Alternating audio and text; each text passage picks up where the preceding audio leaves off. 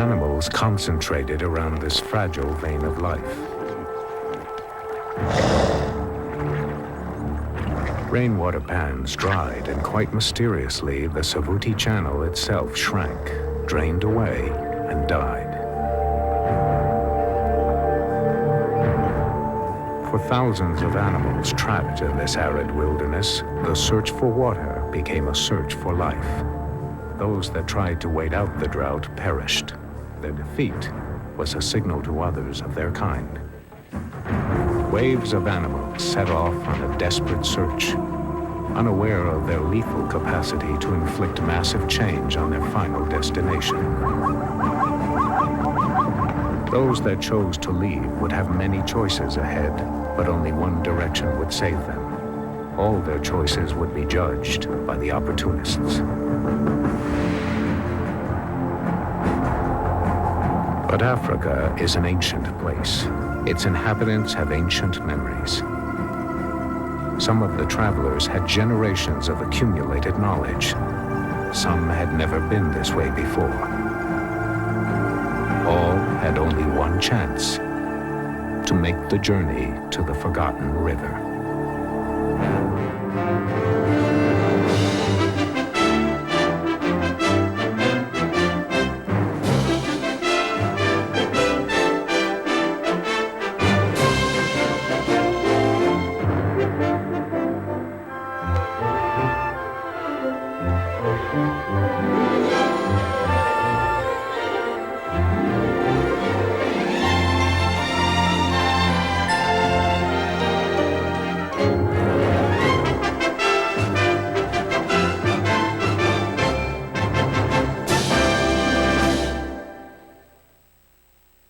To better understand our world,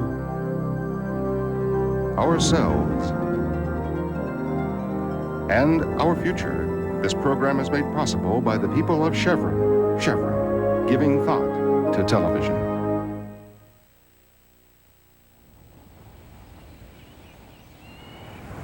In the early 1980s, dust devils become familiar apparitions across Botswana's stricken landscape. Moisture is disappearing.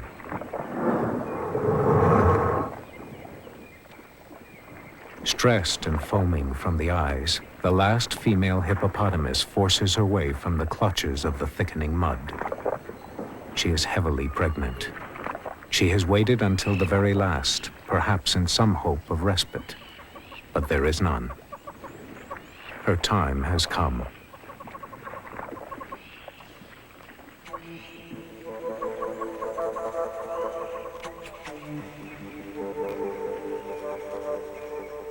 She too has to make the journey to a place she has never seen, to find a place in the wilderness that could promise water and life.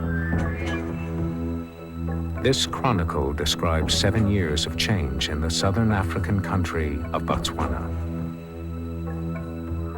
In the northwest of this largely unspoiled wilderness, animals have long relied on the Linyanti River and the Savutic Channel. In 1982, drought and seismic shifts in the earth dried out rainwater pans and drained the Savutic, leaving the animals to retreat to Linyanti.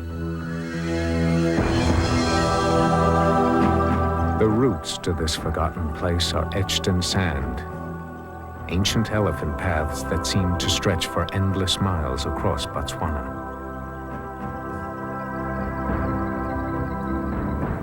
Thousands of buffalo, zebras, and elephants trudge through the thick dust toward the Linyanti, 70 miles to the north. Temperatures soar, sapping their energy, dehydrating their bodies, slowing their pace.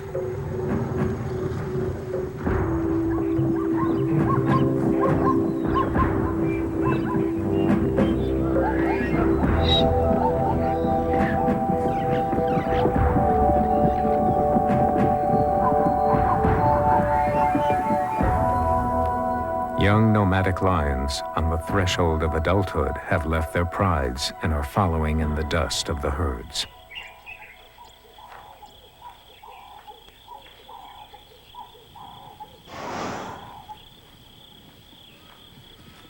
Inexperienced, but always alert to opportunity, Always ready to investigate a weakness, the young lions have stumbled across a pair of stranded hippos.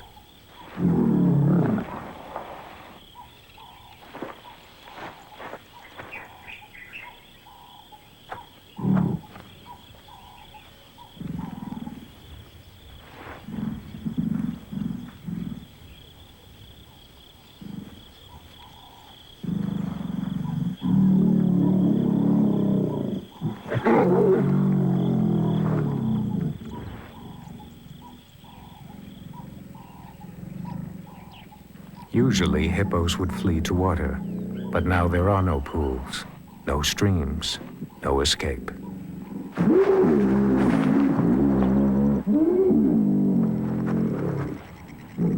The nomadic lions are unwilling to test the teeth of the hippos.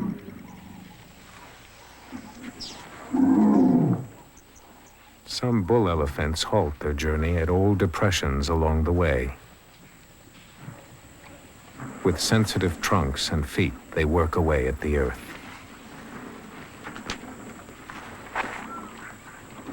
At last, they dig deep enough to allow a little underground water to filter into the holes.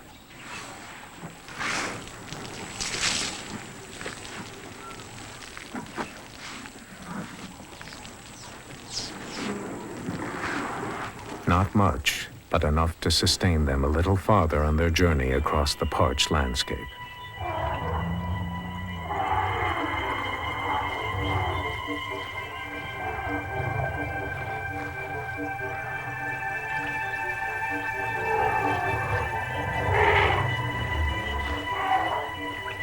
The journey is taking its toll.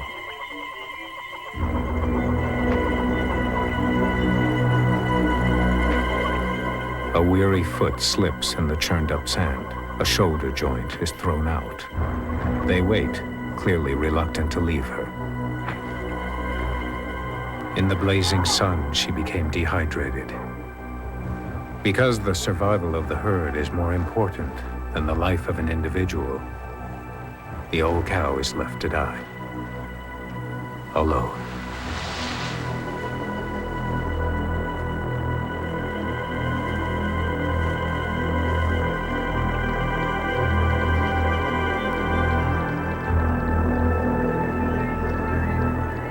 As always, opportunists are waiting for any mistake. For the nomadic lions following in the dust of the herds like shadows, the journey is also hard. They too desperately need moisture to survive.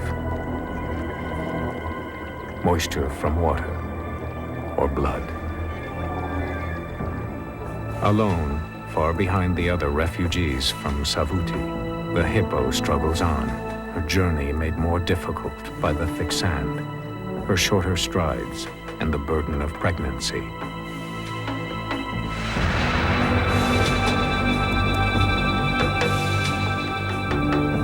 But for her, there is a brief respite. 2/3 of her journey is over, and a rainwater pan hidden in the thickets will provide refuge for another month.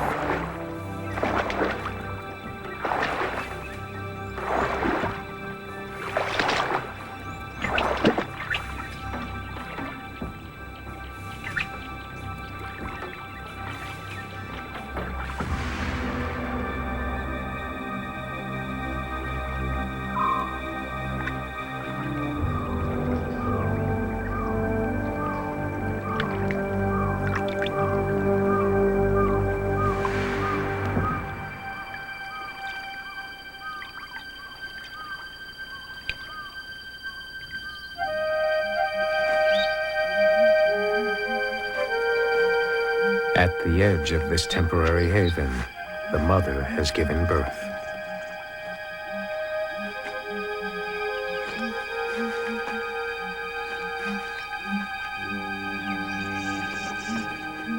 Normally, newborn hippo calves can walk within minutes of birth, but faced with the threats of unfamiliar surroundings, the mother can't wait minutes. Desperate to get her calf to safety, she urges him to stumble forward into the water.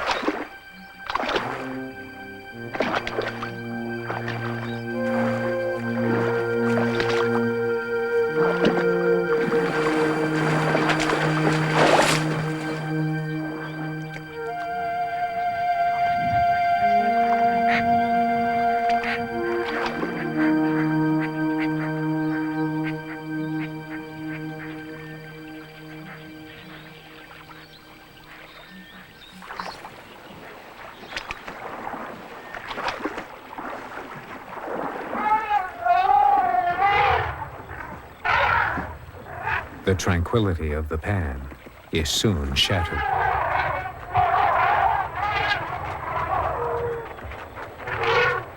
The herds from Savutic have moved on. Now elephants from more distant areas of drought are following the trails to the north. After the long, dusty miles, the weary travelers quenched their thirst.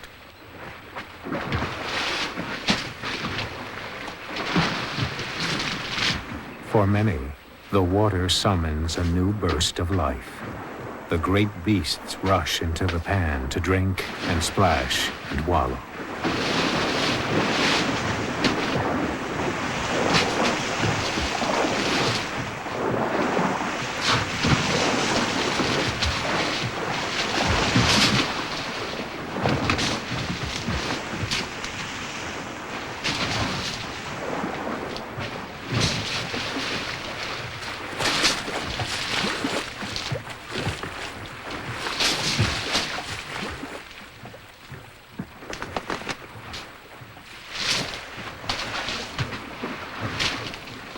Wave after wave of fragmented groups of elephants drink and bathe in the pan, then continue on their way.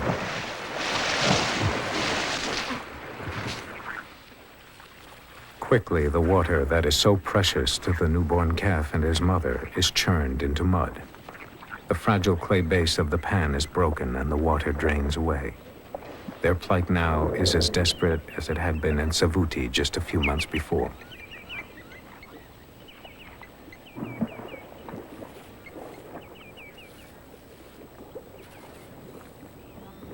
Ahead of them, the way is littered with the evidence of failed hopes, grim reminders of their urgent need to continue.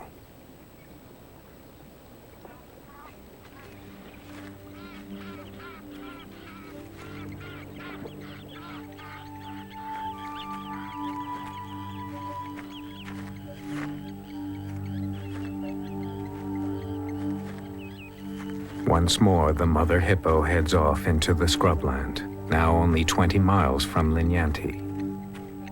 But now, she is followed by her infant calf still trailing his umbilical cord.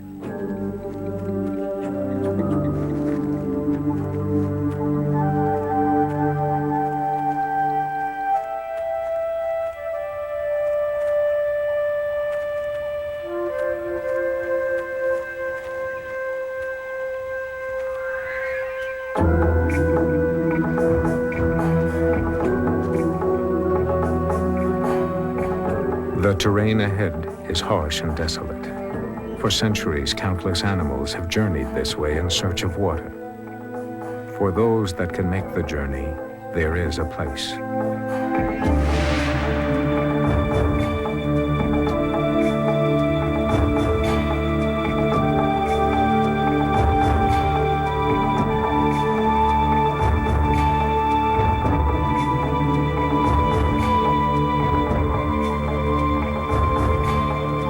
Through the scrub and forest, beyond the floodplains, there is a river called Linyanti.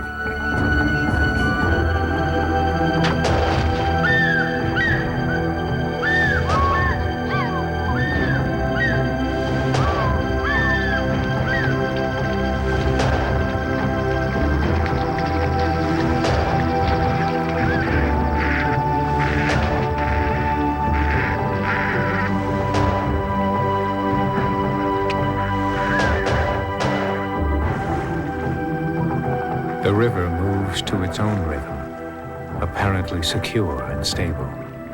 It seems alive in its mystery and tranquility, its residents ignorant of the approaching change.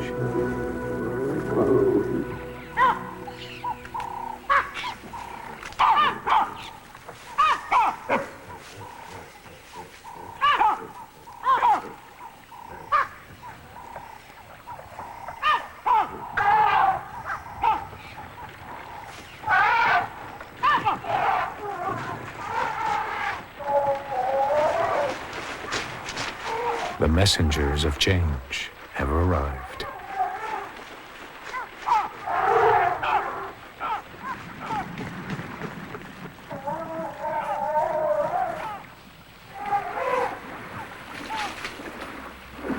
These giants of compassion and age celebrate their arrival as herd after herd spills out of the barren interior.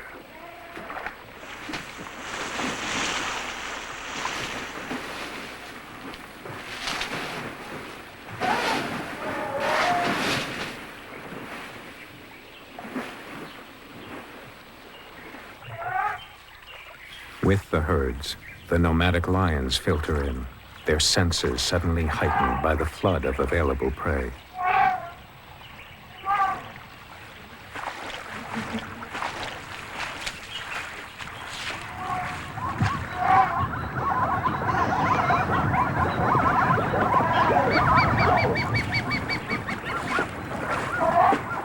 Paradise has been reached, and the future of the herds is firmly intertwined with the newfound water.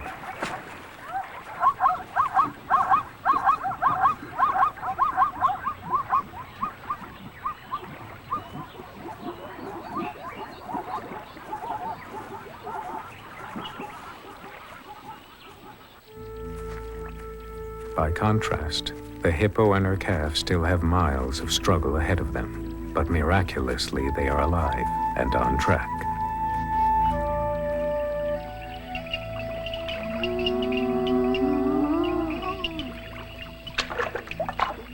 In Linyanti, the resident lion prides have long dominated the riverfront. Each night the masters keep vigil. That is their role. The territories of the different prides fill the forest and riverbanks, sometimes overlapping, never vacant. Hunting is normally left to the females, but under the full moon, hunting on the floodplains is seldom worth the effort. Robbed of their advantage by the bright moonlight, the predators sleep or play, transmitting a common scent among members of the pride.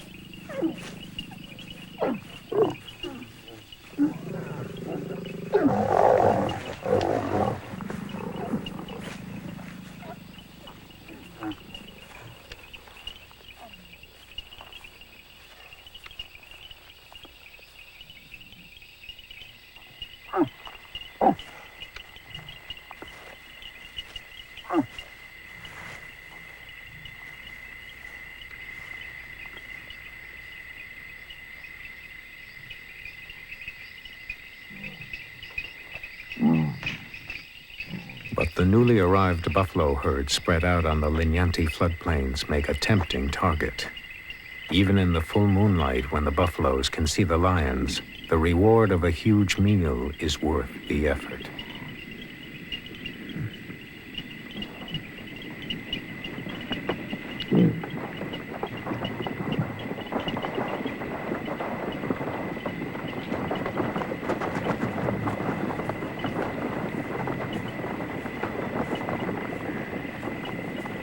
So the lions circle, waiting and watching. A stumble, a call from a vulnerable buffalo could be the signal.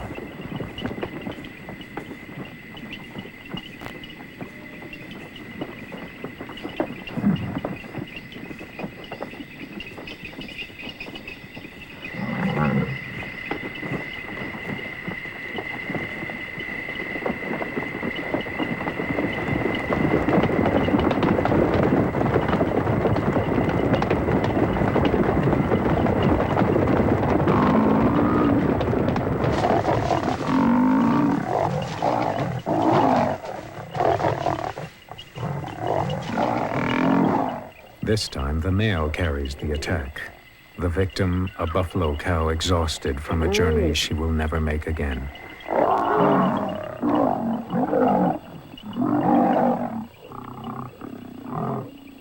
With the arrival of the buffaloes, the first impact on Linyanti is realized. Drawn by the distress calls of the kill, the nomadic lions rush forward, but they are driven off.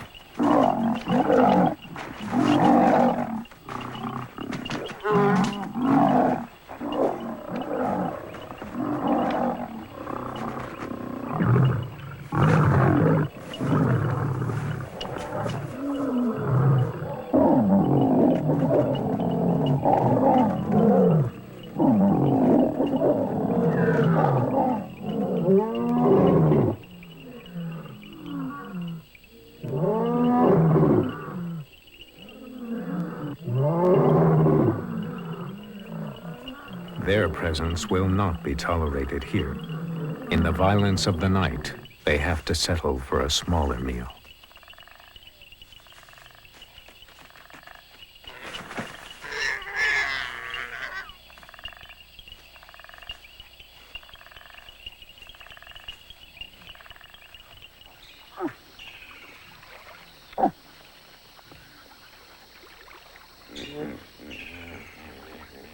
When dawn seeps into Linyanti, the residents find themselves engulfed in the turmoil of a place that is different.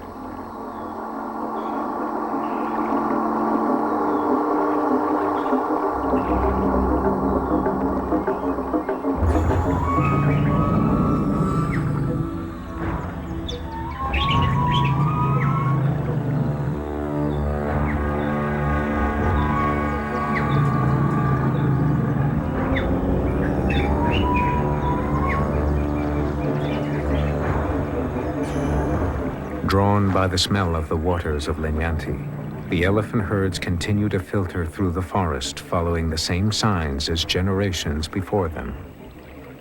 They hesitate silently in this mysterious forest before they venture toward the water.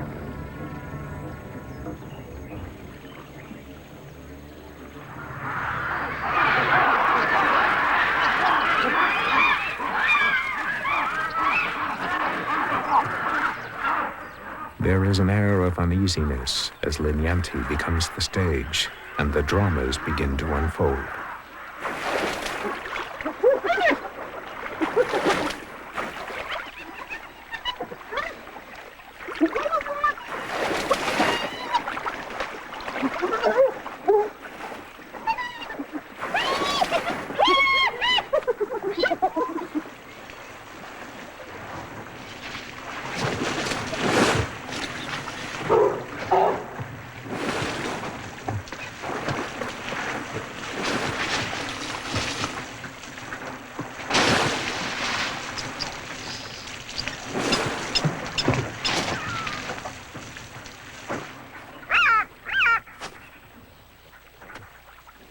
The female and calf are tired, but they are nearly there.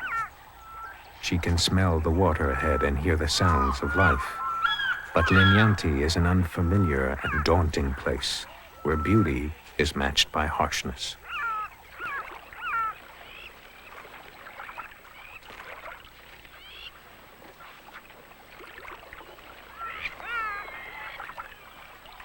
Warthogs thrive on these floodplains, but hunters and scavengers of all sizes wait for any mistake or sign of weakness.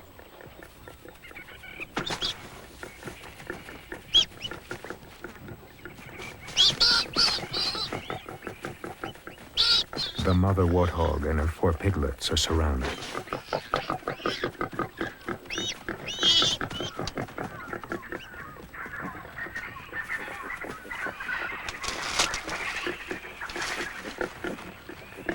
Though the mother's tusks are formidable weapons, the jackals are experts in outwitting their prey.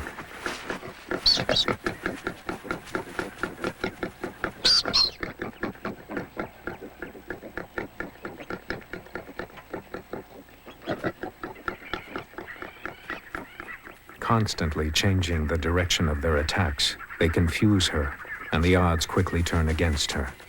She can't keep control as her young scamper about in the chaos.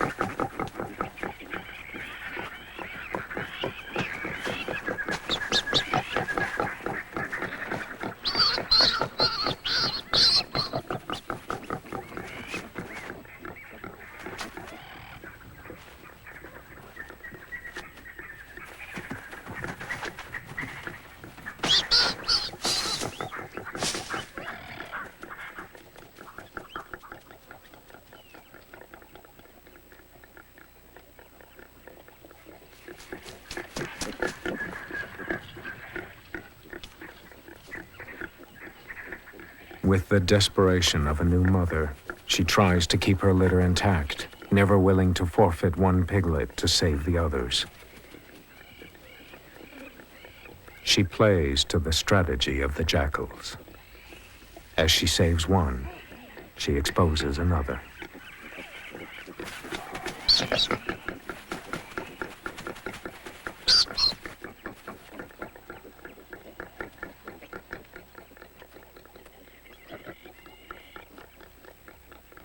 The mother warthog finally leaves the field with her two remaining piglets, one badly injured but capable of surviving. The jackals are content with their catch.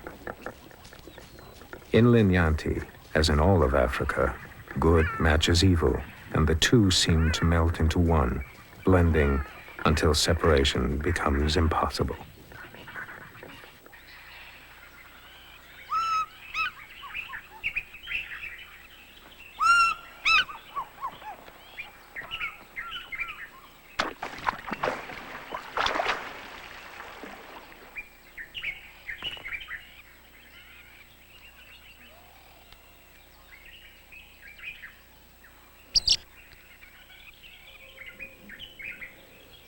When the hippo and her calf arrive at the Linyanti River, they come upon this spectacle.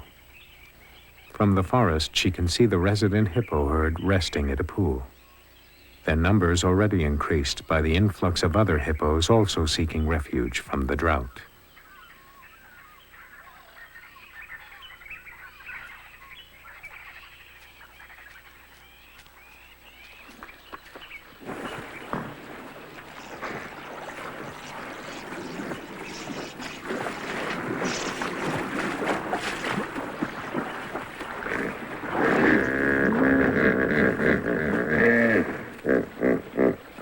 They have arrived, but they are not welcome.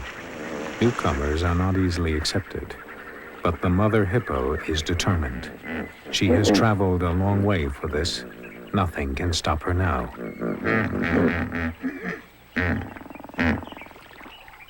With her calf close behind her, she enters the water to confront the disturbed herd.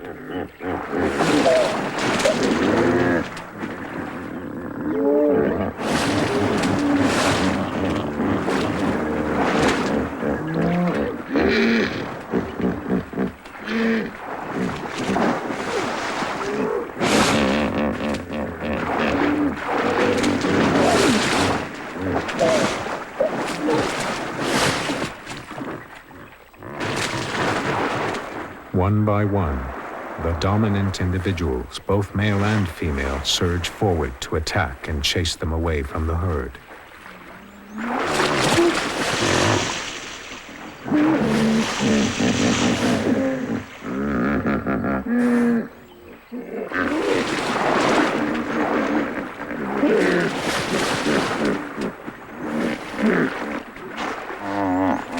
For hours, the battles rage on.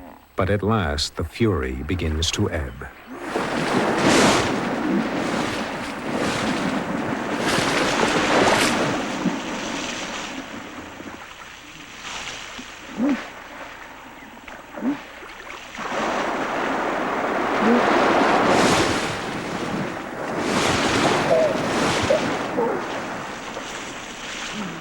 She has won a place in the herd.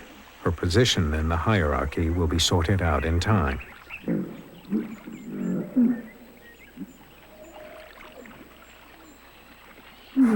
Why acceptance is so important to the hippo is hard to define. The advantages of a herd are few, but she has earned a position in the water and secured the future for her calf.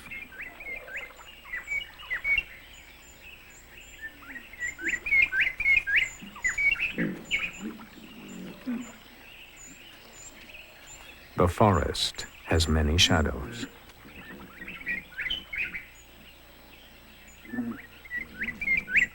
When the rare Chobe bushbuck come out onto the floodplains to drink, they are vulnerable. Leopards lie in wait to ambush them.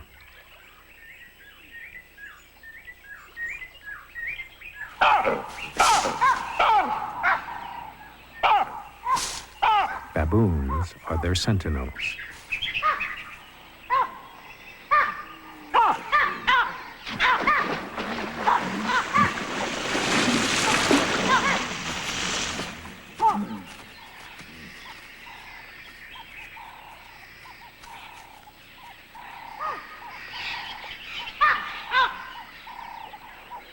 In the dense corners of the forest, the bushbuck are safe.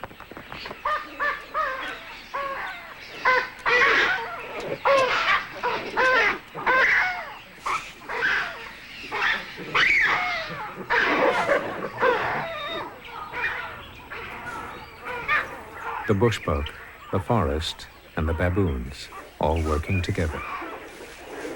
As baboons frolic and feed in the forest canopy, they inadvertently drop foliage to the ground.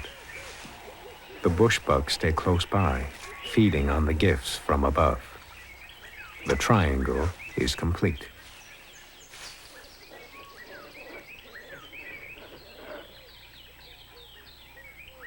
But in the forest, old balances are being altered.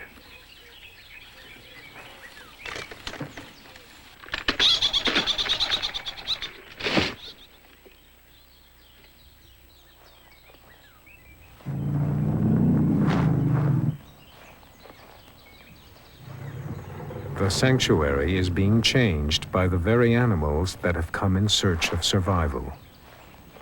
Linyanti itself is under siege.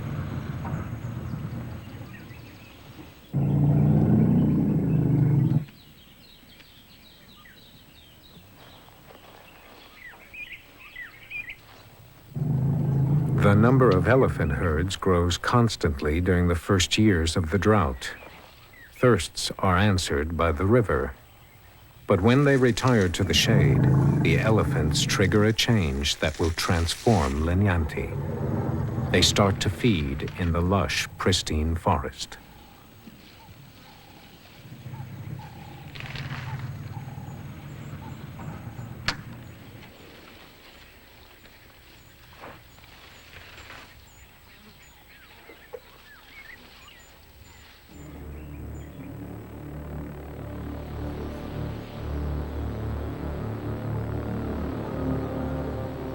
In the winter of 1985, dark clouds appear on the horizon. Flocks of tiny birds fly into Linyanti. No more than 5 inches long, these red-billed quilias gather in flocks of hundreds, sometimes thousands, moving like columns of smoke, like one animal invading the silent landscape.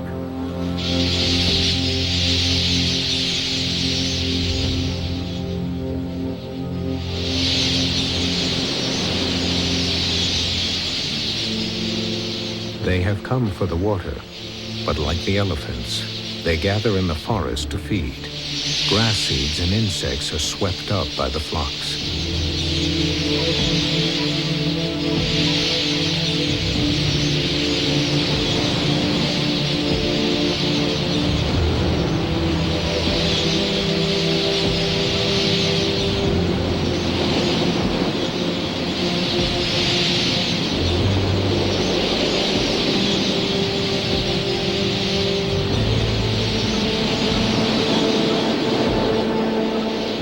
Like feathered locusts, the quilias swarm into Linyanti each year, growing in number from thousands to hundreds of thousands. By 1988, flocks of more than 100 million soar over the reed beds, creating their own wind as they fly by.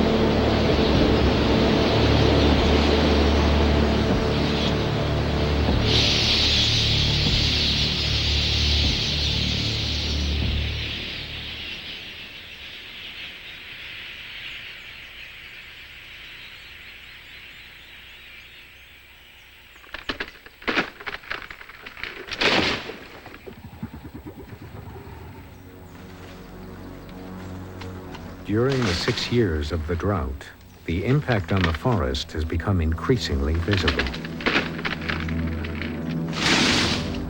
As vegetation dies from insufficient seasonal rains, the elephants begin to push down trees to get to the more nutritious leaves at the top.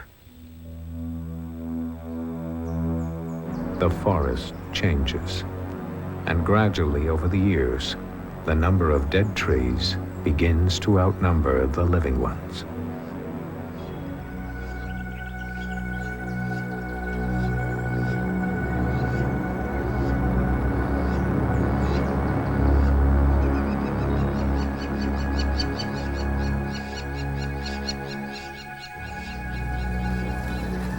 Year after year, more elephants arrive and work the forest, and the canopy opens up.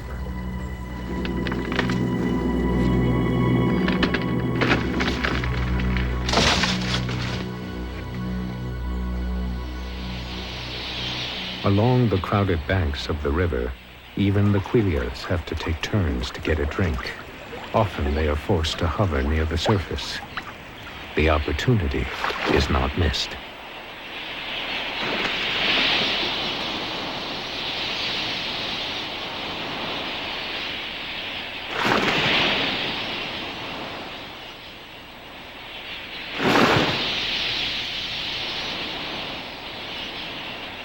Time after time, the crocodiles attack, gulping great mouthfuls of the tiny birds. They fly off, only to land again at the same spot, the will of the individual lost in the dive and swirl of the flock.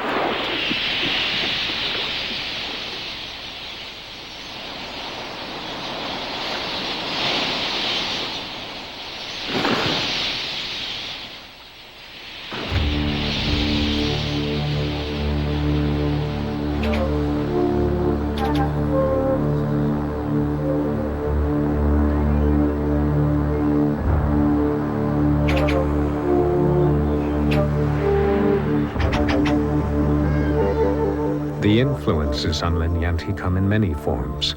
No corner is sacred, no bush safe from invasion. For some of the oldest residents, time seems to have neither a beginning nor an end. For uncounted millions of years, the crocodiles of Linyanti have played out an ancient ritual. They come out onto the riverbanks and listen to the earth.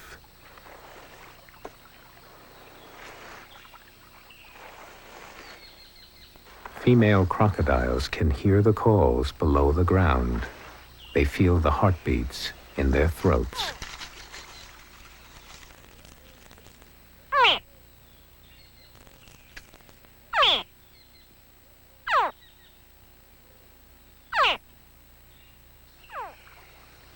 Since earliest times in Linyanti, crocodile births have occurred on the riverbanks, in natural alcoves in the riverine bush. When the young hatch, they do so in a flood, one call stimulating another hatching, and they are snatched into safety.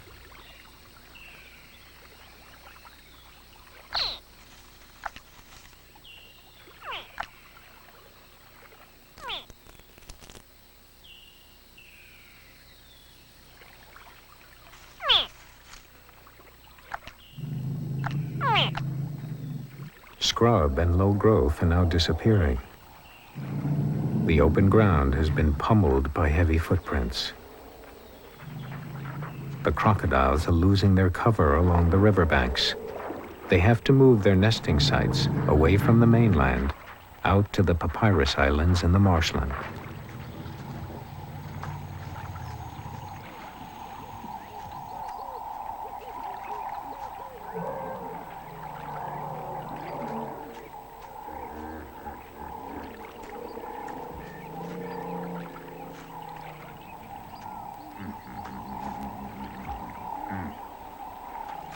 Ever alert, jackals play opportunity like experts, never letting a weakness escape.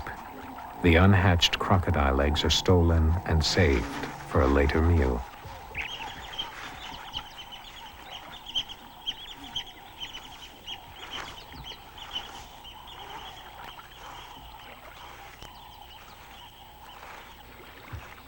The crocodiles have to adjust, but they have been adjusting for millions of years.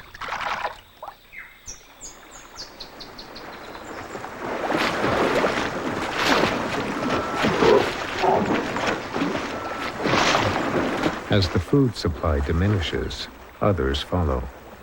When the number of elephants nears 20,000, the pressure is so great that they too swim across to the Papyrus Islands in search of food.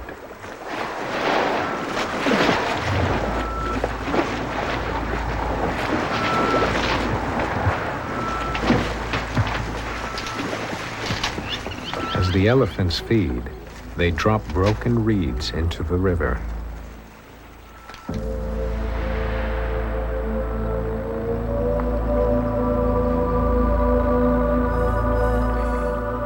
Debris floats downstream to the narrows in the river. It collects and stops.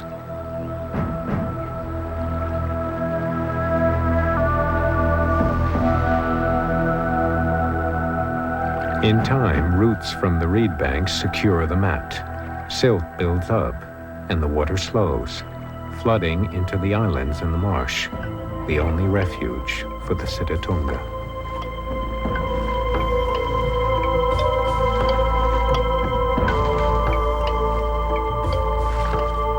Year after year, as blockages grow, water courses shift, and the river itself changes. But such events are normal. The elephants are simply the agents of change.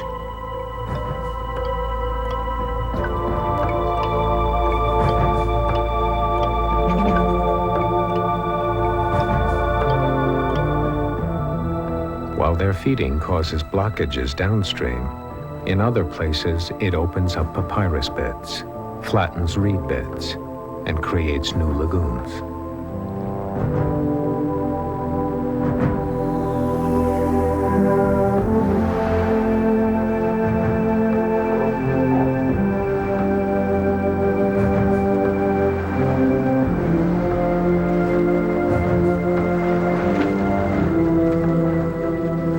Their crossing, swimming and playing stir up the silt and stimulate flows again, but on new courses. As with their feeding in the forest, the elephants simply bring about change.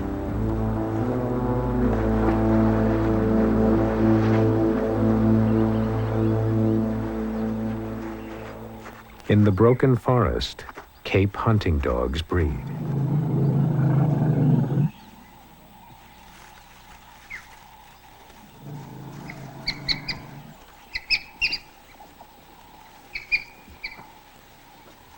Each year, these wild dogs find refuge among the tumble-down trees to burrow their dens. Usually only one litter of pups is allowed at a time. Now, with easy hunting and safe dens, more than one female is allowed to breed. They have turned the elephant damage to their advantage.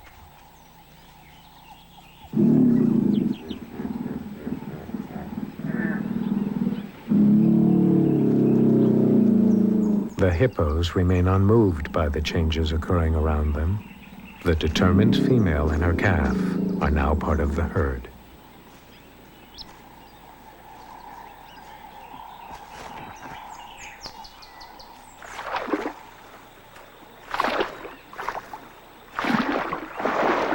When she goes into the water to feed, she leaves the calf alone with the others. After growing up with them for several seasons, he is now secure in his acceptance. It is the only herd he has ever known.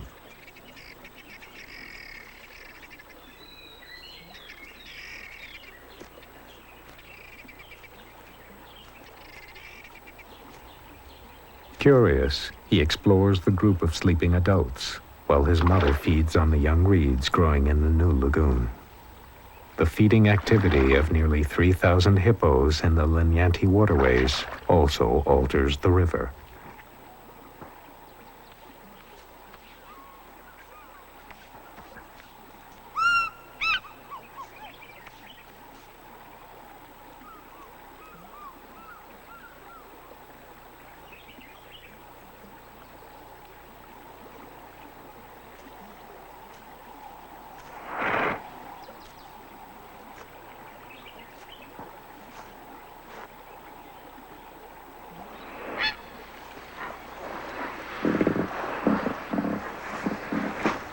she returns, the calf is no longer where she left him.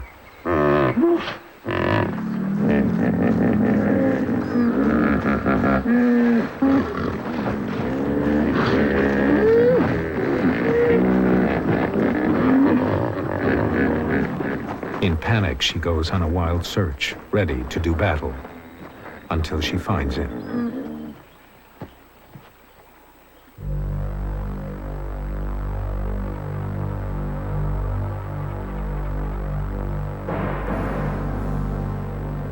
By the winter of 1988, Linyanti is tired.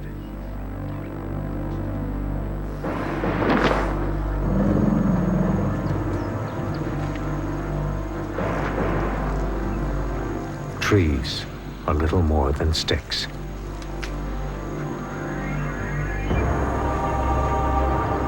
The forest is ghostly in its devastation. Elephant numbers are at saturation point.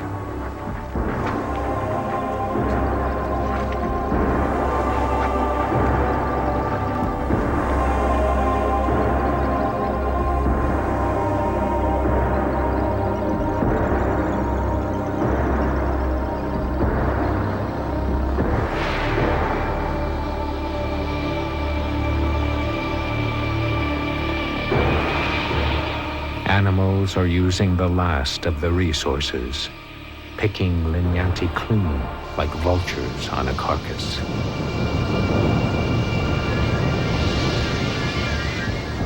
Yet animals that would have perished by the thousands have found salvation at this forgotten river. The predators of Linyanti have been enjoying an extended season of plenty. For 7 years, they have thrived on the abundance of food, gleaned life from death, and used hardship as an ally.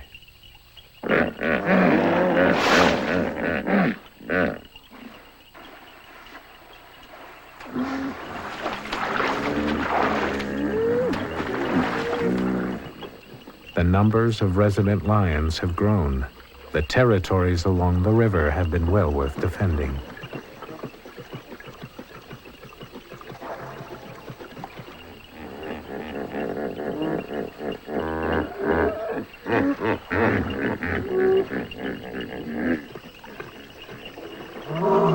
But once again, there are rumors of change.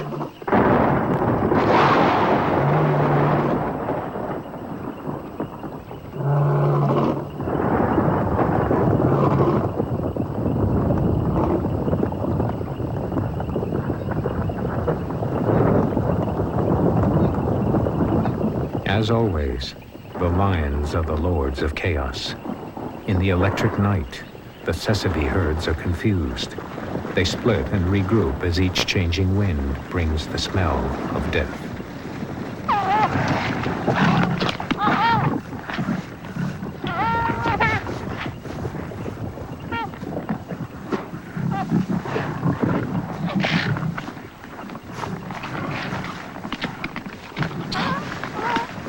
In this confusion, multiple kills are made.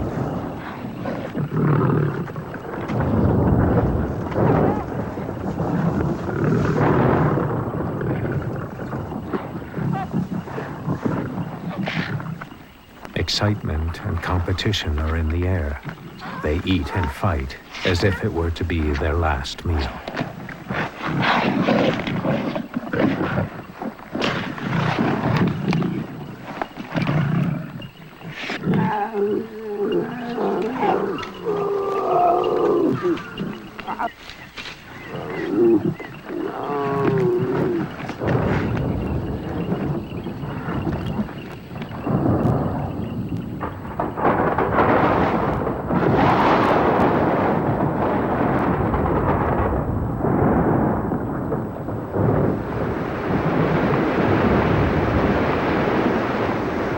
The cycle has turned. The rains have come. For months, the downpours of 1988 and 89 bring more rain than has fallen in the previous 30 years.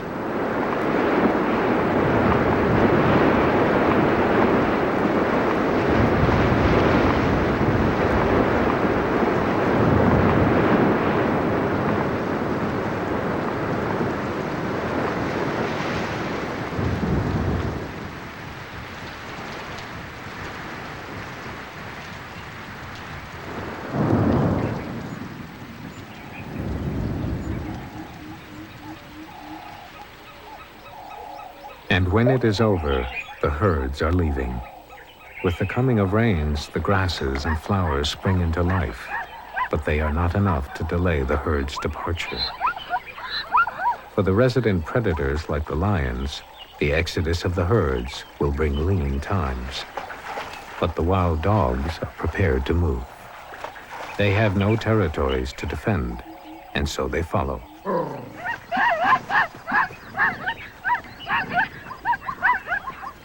They select a young zebra at first, but the dominant stallions in the herd drop back and form a defensive line between the dogs and the vulnerable young. The defense is impenetrable, and the wild dogs and the zebra engage in a game. A ballet of movement, neither dogs nor zebra wanting to make contact.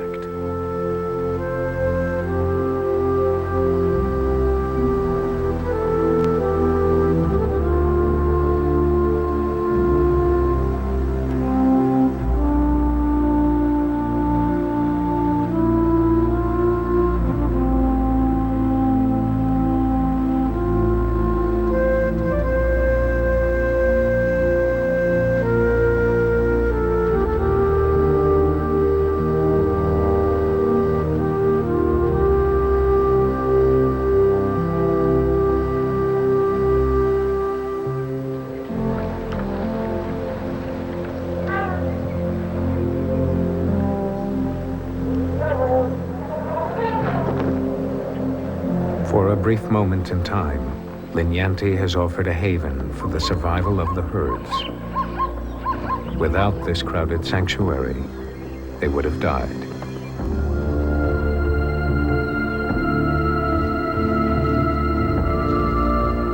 Like the wind, elephant herds scatter into the thousands of miles of wild country in Botswana that have been waiting for the rains to revive them. Only in this country in Africa can the wilderness sustain a free flow of these huge herds. At Linyanti, the small dramas that played out have been important in making up the fabric. Massive changes are simply rhythms of life.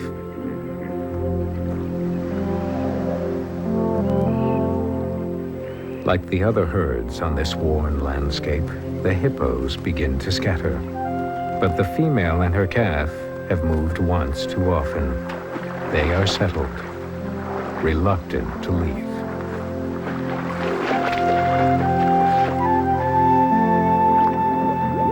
For us, it's not easy to understand that places like this can be held in store until the day they are needed. It is our way to use all we can, now. Already the forest is recovering.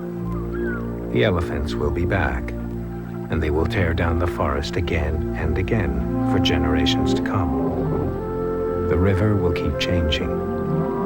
But perhaps for now, Linyanti can stay as the forgotten river, and the invasion will be like a dream.